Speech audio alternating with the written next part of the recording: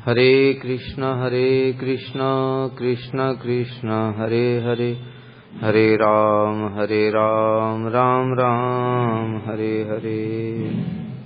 श्री बृहद भागवतामृतम द्वितीय खंड पंचम अध्याय हम लोग सुन रहे थे।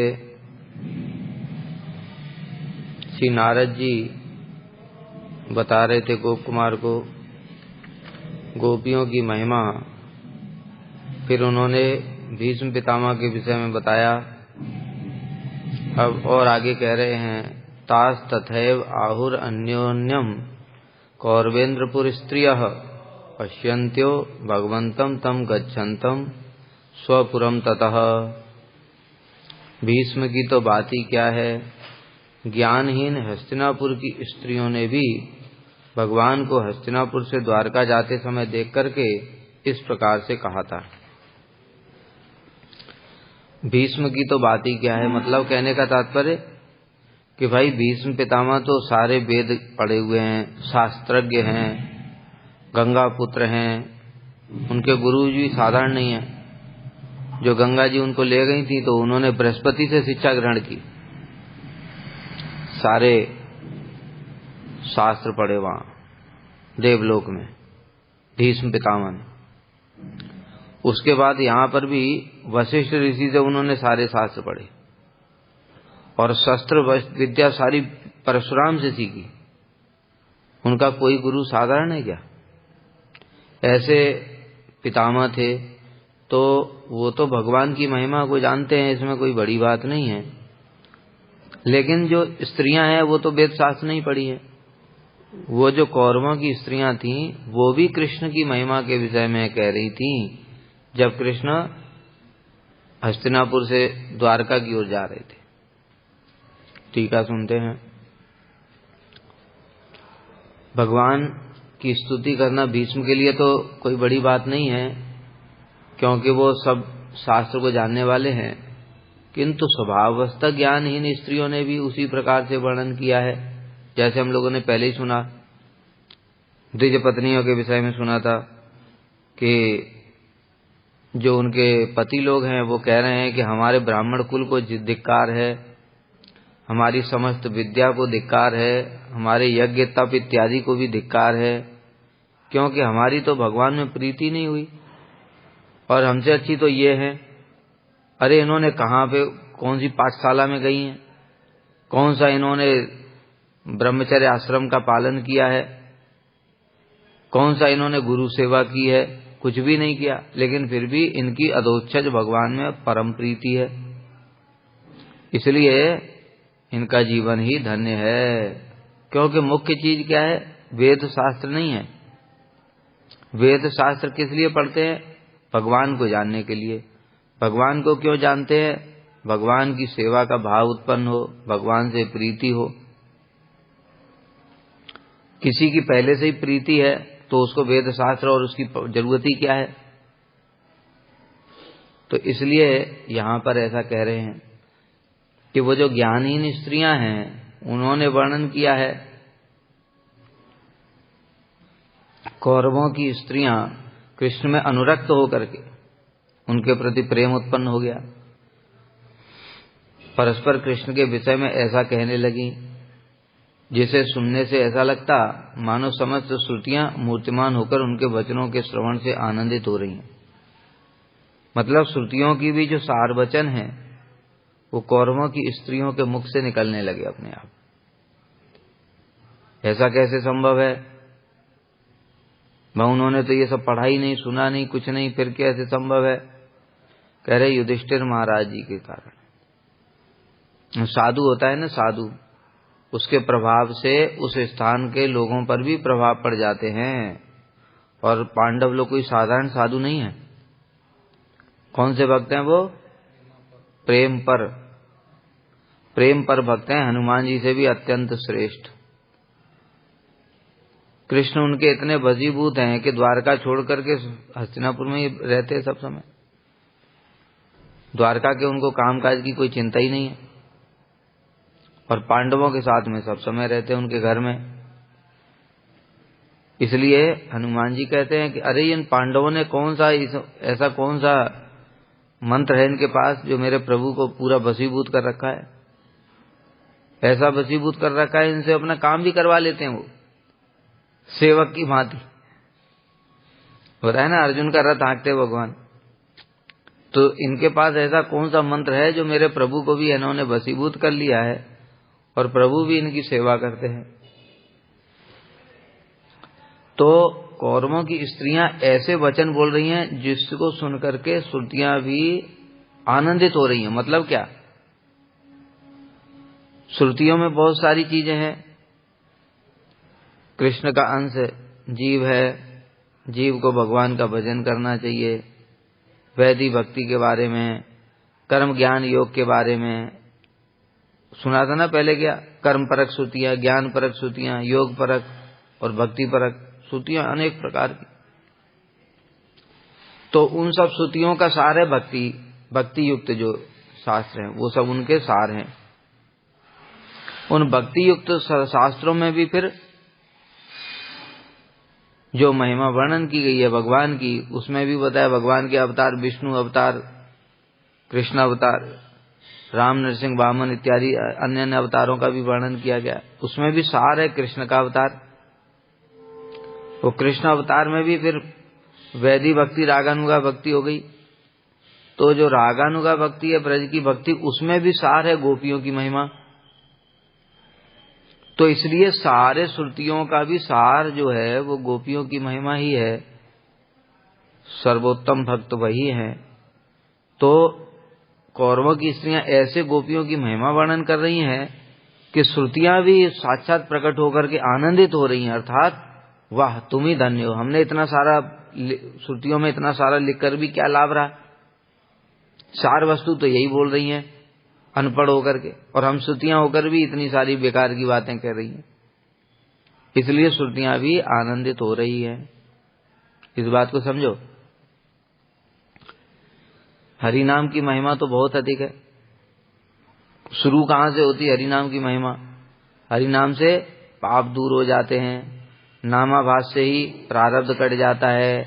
एक नाम से इतने पाप नष्ट हो जाते हैं जितना पूरे जीवन में कोई पाप कर नहीं सकता। उल्टा जपो चाहे सीधा जपो तब भी नाम फल प्रदान। ये सब महिमा है कि नहीं है? और नाम से कृष्ण प्रेम भी प्राप्त होता है, ये भी महिमा है। और भी बहुत सारी महिमा सारे शास्त्रों में नाम की इतनी महिमा बताई गई है। उठते बैठते सोते गिरते फिसलते, ऊपर पहाड़ की चोटी से कोई गिर रहा हो अगर तब भी मुख से हरि नाम निकल जाए तो उसका उद्धार हो जाता है। यमराज जी स्वयं कहते हैं कि जो भगवान का नाम लेता है जिसकी जीवा, उसको मेरे पास मत लेकर के आना।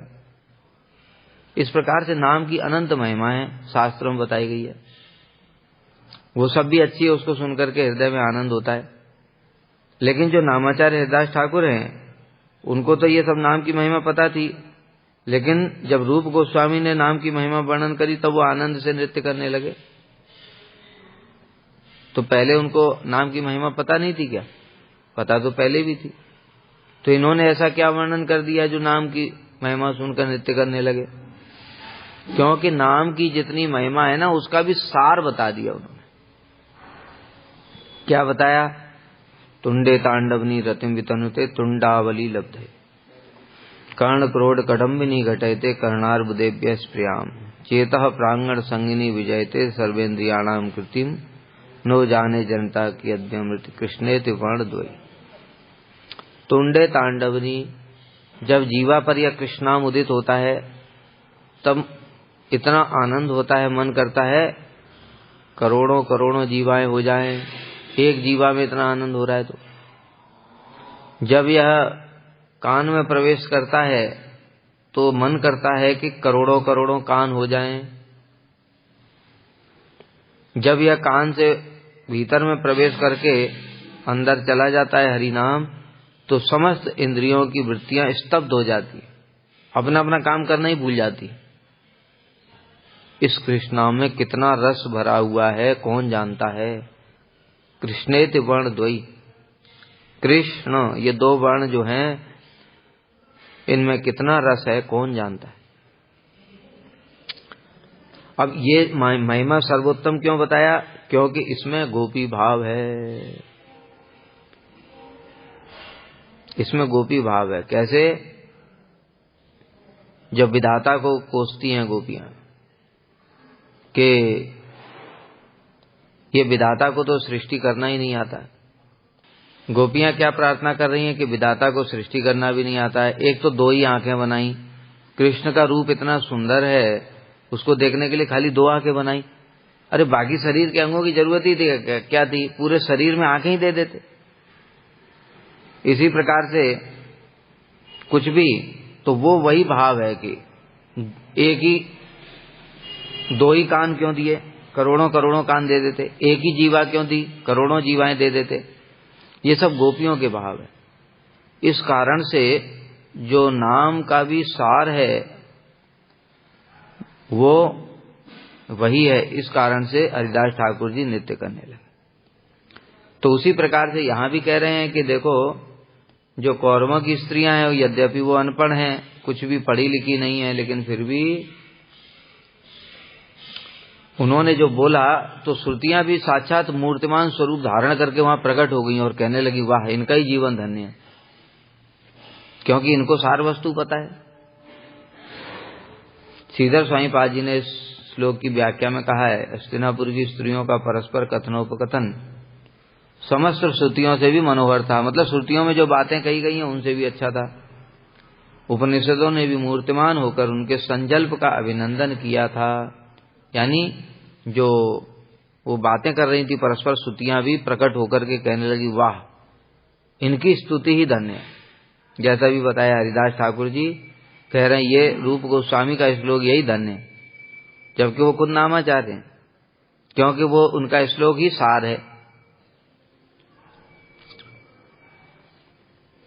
इसका कारण था कि कौरव राजाओं की पूर्व स्त्रियां युधिष्ठिर के पूर्व अर्थात हस्तिनापुर की स्त्रियां थीं। अतः युधिष्ठिर से संबंध के कारण ही उनमें भी इस प्रकार के वचन कहने का सामर्थ्य संगठित होता है। जैसे देखते ना, कोई अगर साधु जहां पर रहते हैं तो उनके प्रभाव से उस स्थान के कुछ कुछ लोगों में भी परिवर्तन आ जाता है। जैसे प्रहलाद जी थे, प्रहलाद जी के कारण वहां पर असुर बालकों में भी परिवर्तन आ गया। अब जो हिरण्यकश्यपु जैसे हैं उनके अंदर क्या परिवर्तन आएगा। लेकिन कुछ कुछ साधुओं के प्रभाव से कुछ कुछ वहां स्थान के लोगों पर भी परिवर्तन आ जाता है।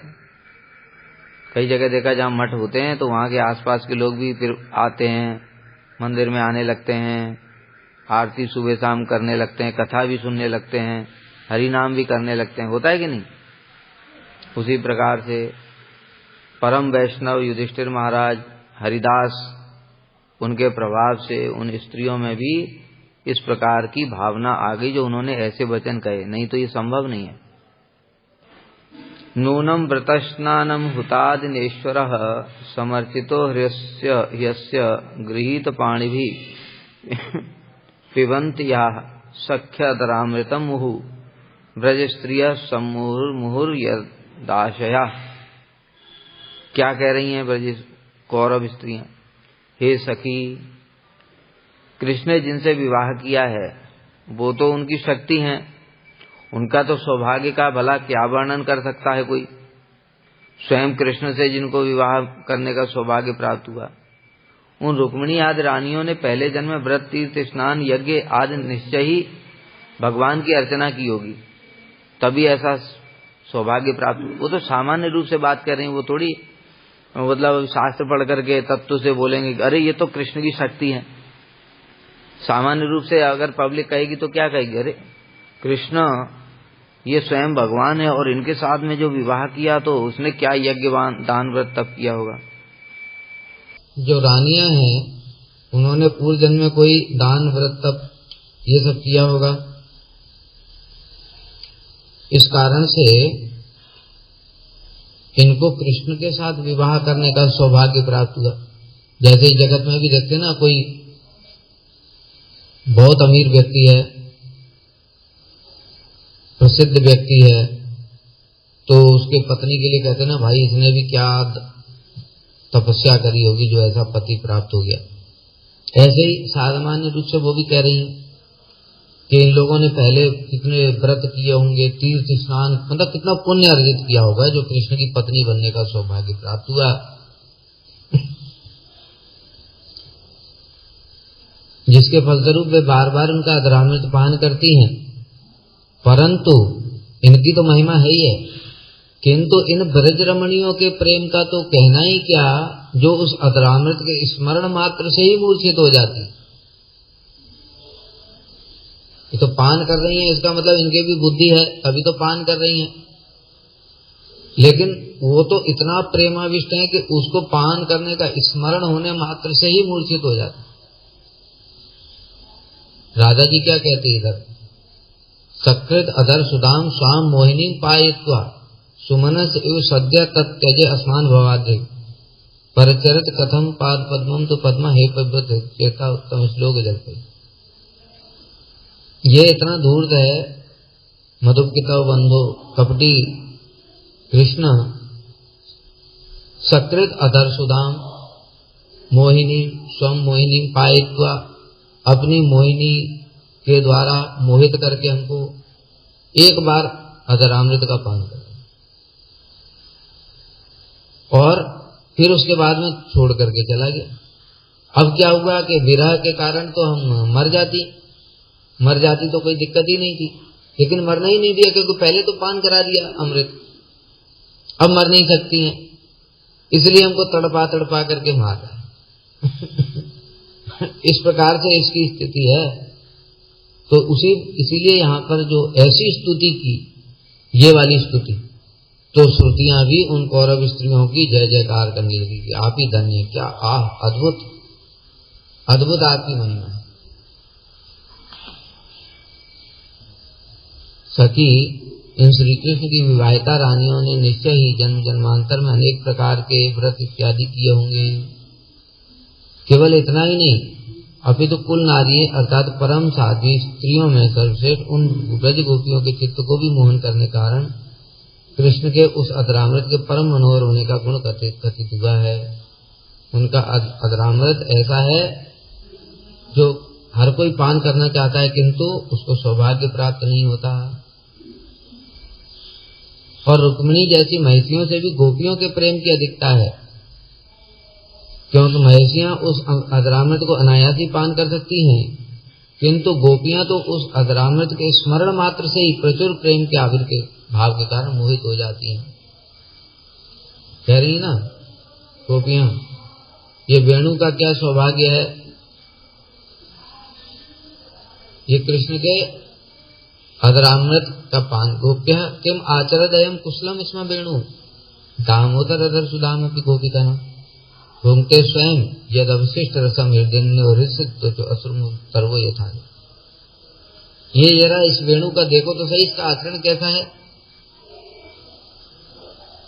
ये देखो दामोदर अधर सुदामपि, जो कृष्ण की अधर अमृत है वो सारा का सारा ये वेणु ही पान कर लेता है,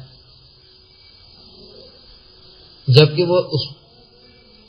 वो संपत्ति किसकी है, हम गोप कुल की हैं और कृष्ण भी गोप हैं, तो ये तो हमारी संपत्ति है, लेकिन हमारी संपत्ति को ये वेणु भर भर के पान कर रहा है। इसका कैसा आचरण है। और हमारे लिए थोड़ा सा वो छोड़ देता है अवशिष्ट रस। और इसका सौभाग्य देख करके जो पेड़ हैं, क्योंकि पेड़ के वंश का है ना ये, तो वो पेड़ भी आनंदित हो रहे हैं, उनके अंदर रोमांच हो रहा है। मतलब पेड़ों में जो पत्ते वो पूरे खिल गए हैं और उनके नेत्रों से अश्रु धारा प्रवाहित हो रही, किसके रूप में, गोंद के रूप में। और उनको पेड़ों को देख करके वो जो नदियां हैं वो भी आनंदित हो रही हैं। वो क्यों आनंदित हो रही हैं, क्योंकि पेड़ों को पानी किसने दिया, हमने दिया। इसलिए हमारे पानी से देखो, हमारे जल से ये पेड़ सींचे और इस पेड़ के कारण ये वेणु आज कृष्ण का अधरामृत पान करते।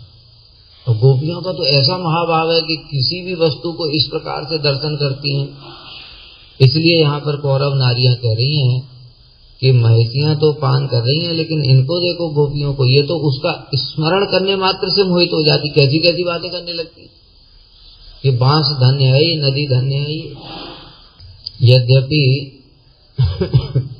श्री नंद यशोदा के समान भाव के द्वारा भी गोलोक प्राप्त किया जाता है, तथापि बता रहे क्या वात्सल्य भाव से भी कृष्ण की प्राप्ति होती है, सख्य भाव से भी होती है, किंतु अधिकांशतः गोपियों के समान भाव के द्वारा ही वहां समस्त प्रकार के मनोरथ संपूर्ण करने वाला विशेष फल प्राप्त होता है। सर्वोत्तम सौभाग्य किसका होता है? गोपियों का, मधुर रस से, क्योंकि वो नीचे की, देखो ब्रज का मतलब क्या है ये समझना पड़ेगा। हम सारी जिंदगी भी ये बात समझ नहीं सकते कि आखिर गोपियों के इसलिए क्या महिमा है। गोपियों का जो ऐसे कह रहे हैं कि गोपियों का मनोरथ संपूर्ण होता है, क्या है? इसका कारण है सेवा भाव। ब्रज में वही जाएगा जो सेवा भाव रखेगा। तो अन्य प्रकार की सेवाएं तो यशोदा मैया कर सकती हैं, किंतु मधुर रस की सेवा तो नहीं कर सकती। लेकिन जो मधुर रस के भक्त हैं वो सारी की सारी नीचे वाली सेवा भी कर सकते हैं। जैसे कृष्ण स्वयं कहते हैं, शिष्या भुजिस्सा सहाया बांधवा सत्यम ते बदामी ते पाद गोप्या किम में भवन्ति नः। गुरुवः, गोपियां मेरे गुरु का भी काम करती है। गुरु कौन सा? वो के शास्त्र पढ़ते हैं। गुरु मतलब प्रेम की गुरु है। मुझे तो प्रेम कुछ आता ही नहीं है, मैं इनसे सीखता हूं प्रेम क्या है। एक समय जो राधा जी हैं वो वृंदा जी उनके पास आई, तो कहने लगे कि कहां से आ रही हो? कि कृष्ण के पास से आ रही। कहते क्या कर रहे हैं? कह रहे नृत्य सीख रहे हैं। कहते गुरु कौन है? कहते तुम्हारा चित्रपट ही गुरु है। राधा जी का फोटो रख करके और वो नृत्य करना सीख रहे। तो प्रेम की गुरु कौन है? गोपियां। तो इसलिए जो गोपियां वो गुरु का भी काम कर। शिष्य का मतलब क्या होता है? आदेश पालन करना और गुरु की सेवा करना। इसलिए देखो सेवा करना मतलब जब गुरु आश्रम में जाता है शिष्य, माता पिता भाई बहन सबको छोड़ के जाता है कि नहीं, और तपस्या करते हुए मतलब खुद कष्ट सहते हुए भी गुरु की सेवा करता है। उसी प्रकार गोपियों ने किया कि नहीं? पति सुतान्वय भ्रातृ बांधवान अति विलंगते अंत्यच्युतागता। पति सुत भाई बहन पुत्र बंधु बांधव लोक लाज मर्यादा सबको छोड़ करके गई और कृष्ण की सेवा की कि नहीं। इसलिए शिष्य भी हैं और बंधु बांधवों से जो हंसी मजाक प्रेम सब बातें करते हैं, जो कुछ भी छुपाते नहीं हृदय की बात, वो भी हैं। और सब प्रकार से हे अर्जुन ये गोपियां मेरी क्या नहीं। इसलिए कह रहे हैं कि जो यशोदा और नंद बाबा हैं वो भी उस भाव से भी कृष्ण को प्राप्त कर सकते हैं ब्रज में, वात्सल्य रस से। उसमें भी सेवा है, वो भी साधारण चीज नहीं है। ब्रज में तो कुछ भी साधारण नहीं है, लेकिन फिर भी सब प्रकार के मनोरथ संपूर्ण करने वाला विशेष फल वो गोपी भाव से ही प्राप्त हो।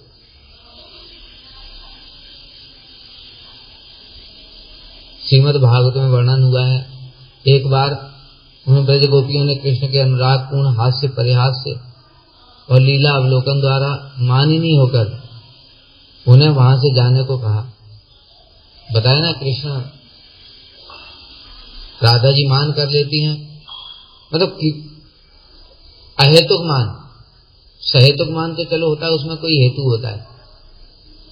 हेतु का मतलब क्या होता है कि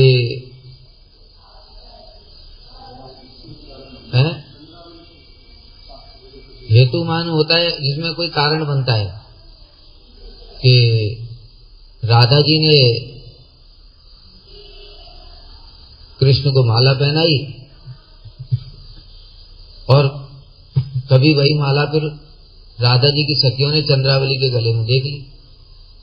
अब आकर के बता दिया राधा जी को, तो राधा जी ने मान कर लिया। ये हो गया हेतुक मान, कुछ कारण है। सहेतुक मान क्या होता है? सहेतुक मान होता है नहीं, ये तो सहेतुक मान हो गया। मतलब कोई हेतु है, अहेतुक मान, अहेतुक मतलब कोई हेतु ही नहीं है तब भी मान कर लिया। जैसे एक समय राधा जी ने कहा जाओ पुष्प चयन करके लाओ, माला बनाऊंगी आज। किसने कहा ठीक है।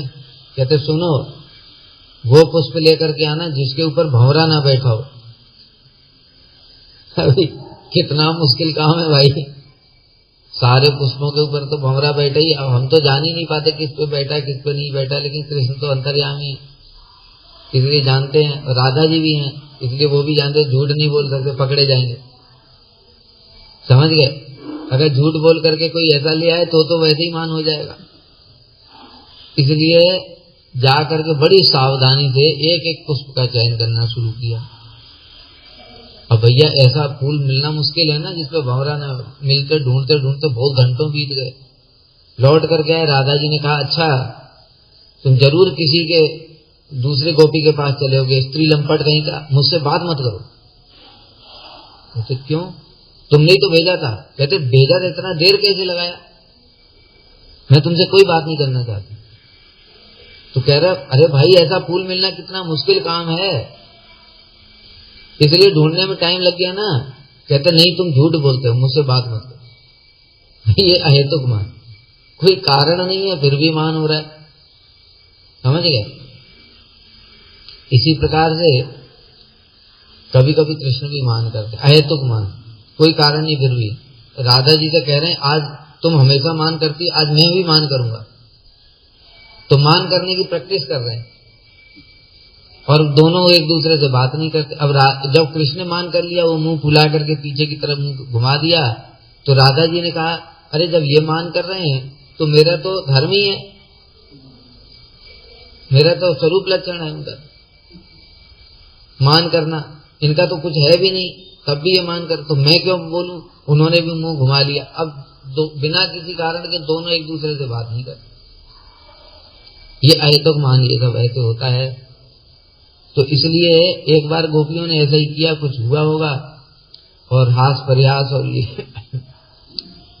लीला अवलोकन द्वारा कृष्ण को कहा तुम यहां से चले जाओ, हमारे कुंज से निकल जाओ बाहर। जैसा बताया कोई भी मान करने का कारण या बिना कारण के। जब वे वहां से अन्य स्थान पर जाने लगे उस समय गोपियों के नेत्र और अंतःकरण ने भी कृष्ण के साथ ही प्रस्थान किया। अब बोल तो दिया चले जाओ, लेकिन उनके बिना भी प्राण धारण नहीं कर सकते, क्योंकि उनके हृदय तो उनके साथ ही चला गया है ना। जैसे एक समय क्या हुआ, ललिता सखी राधा जी को शिक्षा दे रही, राधे गिरम सुनु हितामिति शिक्षयन्ति धूर्ते ब्रजेंद्र तनये तनुसुष्टुवाम्यम मां दक्षिणा भव कलंकिनी लाघवाय।